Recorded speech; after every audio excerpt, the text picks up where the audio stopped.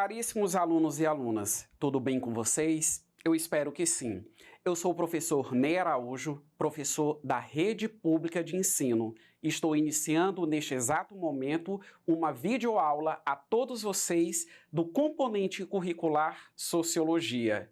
Videoaula esta direcionada principalmente a todos aqueles alunos e alunas que estão matriculados na segunda série do ensino médio. Professor, iremos tratar nesta videoaula a respeito do quê? Qual será o tema do nosso aprendizado desta videoaula de agora? Então, observem em tela, nós temos aí redigido em bastante destaque a todos vocês. Sociologia, uma análise da vida em sociedade a partir do nosso cotidiano. Ou seja, vamos dar continuidade àquela nossa conversa, aquela nossa discussão a respeito do papel da sociologia enquanto ciência que tem como objeto de estudo a sociedade. Agora vocês podem visualizar novamente a etimologia da palavra sociologia, formada por dois vocábulos. Vamos relembrar: socios, do latim, que significa sociedade, e logia, do grego, que tem o significado, e logia, que vem do grego logos, que significa ciência. Portanto, a sociologia é a ciência que tem como objeto de estudo compreender a realidade social. Anteriormente, nós abordamos ao longo de uma videoaula alguns conceitos que, no caso, são fundamentais para a análise sociológica, porque nós temos que compreender que as teorias sociológicas, elas são simplesmente uma absorção da vida prática. Não são apenas teorias, não são apenas pensamentos. Nós temos que entender que, através dessas teorias, nós temos condições de analisar a realidade na qual nós nos encontramos e analisar de uma forma científica, tendo em vista que todos nós temos uma opinião, tendo em vista que todos nós temos um pensamento, algum tipo de ideia a respeito de um determinado assunto, mas são as nossas opiniões. As nossas opiniões, elas não têm o rigor científico. As nossas opiniões, elas só são verdadeiras para a minha pessoa ou para a sua pessoa, porque cada um tem a sua forma particular de pensar. A ciência não. Ela chega a teorias, ela chega a explicações que são generalizadas, correspondendo e se aproximando, sendo cada vez mais fiel em relação à realidade social. A partir do momento que nós vivemos em sociedade, nós precisamos interagir uns com os outros, ter contato uns com os outros. Vivemos em sociedade, também temos que nos socializar, partindo daquele pressuposto que quando eu nasci, a sociedade já estava pronta. Então eu entro em um processo de adaptação, no sentido de internalizar os padrões sociais até então existentes. São os padrões de moda, são os padrões de comportamento, é a religião, é o funcionamento da política, é o funcionamento da economia, dentre outras características que aqui eu poderia mencionar a todos vocês. E, paralelo a isso, se nós também levarmos em conta as sociedades, nós vamos perceber que todo e qualquer contexto social ele é fragmentado através da existência de determinados grupos, ou, por que não dizer, de alguns estratos sociais. Nós temos aí a ideia da estratificação social. Nós temos as castas, nós temos as classes sociais, nós temos os estamentos para exemplificar como forma de estratos existentes dentro das sociedades à medida que nós vamos observando a organização de cada uma delas. E os conceitos que nós vamos aprender na videoaula de hoje têm uma forte relação com essa ideia, com essa noção a respeito da estratificação. Então, na videoaula, nós iremos tratar a respeito da mobilidade social e também a respeito da classe social, que são dois conceitos também muito relevantes para toda e qualquer análise sociológica, principalmente quando nós levamos em consideração o atual contexto histórico que nós estamos inseridos, que se trata de uma sociedade capitalista. Então acompanhem comigo e façam a leitura conjunta a respeito do conceito de mobilidade social. Temos a pergunta: o que é mobilidade social? Conforme a definição do sociólogo Anthony Giddens, mobilidade social é o deslocamento de indivíduos e grupos entre posições socioeconômicas diferentes. E vocês podem observar que há uma imagem e aí mostra as pessoas, alguns bonequinhos, subindo algumas escadas, uns em condição mais alta, outro ali numa posição mais intermediária, mais baixo, em comparação ao outro. Então, o que é que nós temos que entender a respeito de mobilidade? A palavra mobilidade, ela denota o quê? Movimento. Nós estamos tratando de classe, nós estamos tratando de capitalismo. Então, o que é que nós temos que verificar?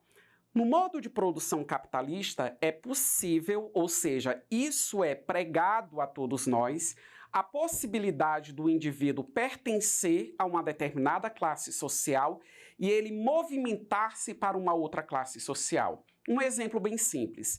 A pessoa, ela é considerada classe baixa porque todo o padrão de vida que ela possui reflete que ela é uma pessoa de baixa renda e ela consegue, e aí aqui não nos cabe, neste momento, exemplificar ou discutir, mas ela tem uma ascensão social. Ela deixa de ser baixa renda e, por exemplo, ela passa a se inserir na classe média ou na classe alta, que exige um poder aquisitivo ou um padrão de vida muito mais elevado do que o anterior que ela possuía.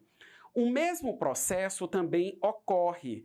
O indivíduo ele pode ser classe alta, tem muito dinheiro, tem muita condição econômica, mas, de repente, a falência, por exemplo, de uma grande empresa que eu possa ser minha, pode me conduzir justamente a uma ruína financeira e o declínio da minha condição de classe.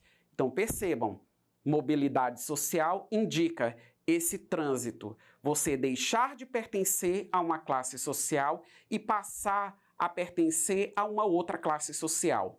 Quando ocorre no sentido progressivo, ou seja, eu deixo uma condição econômica ruim e eu tenho uma condição expressiva no que diz respeito ao aspecto econômico, ou seja, essa melhora, então eu tive uma mobilidade ascendente, ou seja, caminho progressivo, mas o sentido regressivo, ou seja, o sentido descendente, isso também pode justamente ocorrer, que é quando a pessoa ela tem um elevado poder econômico e ela simplesmente declina nessas condições.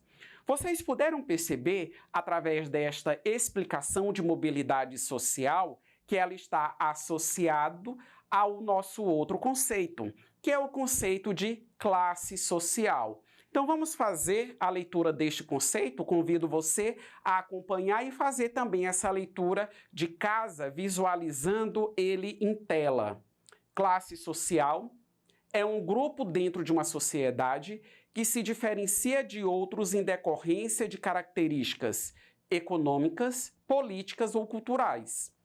A classe social é composta por indivíduos que ocupam posição próxima na escala da produção e do consumo.